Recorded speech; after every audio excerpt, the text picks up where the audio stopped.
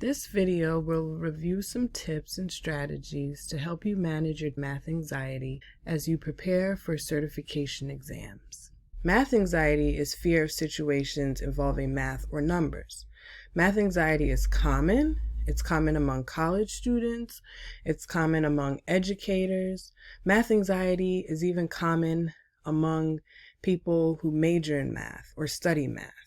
You shouldn't feel bad if you feel like you have math anxiety. If math makes you nervous or anxious, remember you're not the only one experiencing these feelings. How can I address my math anxiety? So first, you want to try to identify the root of the anxiety.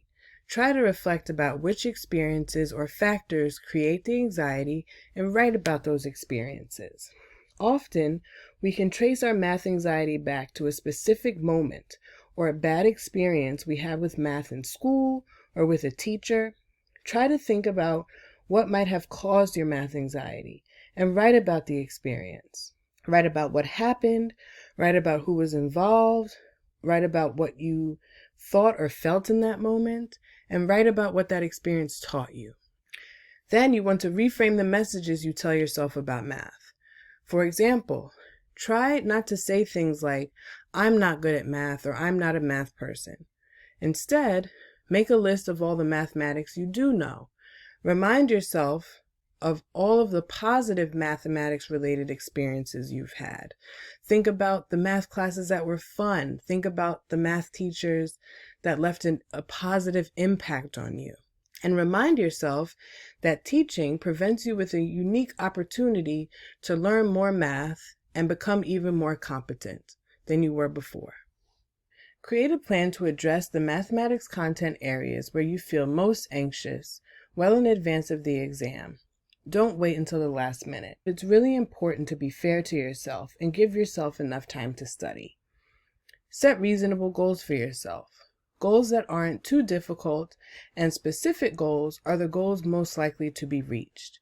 For example, instead of, "My goal for today is to relearn high school algebra," your goal should be, "My goal for today is to understand inequalities better." The second goal is a specific goal, which makes it more likely to be reached.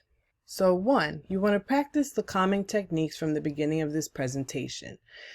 If you are used to using these techniques, you will be more likely to use them on exam day. 2, you want to set small, attainable goals for yourself.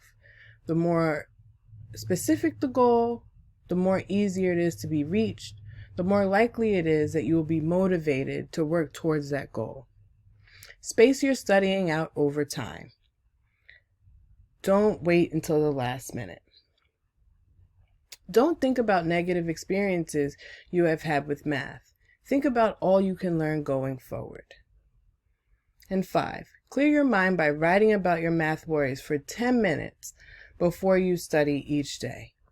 Here are some references and resources that you can explore as you are working on studying for your certification exams.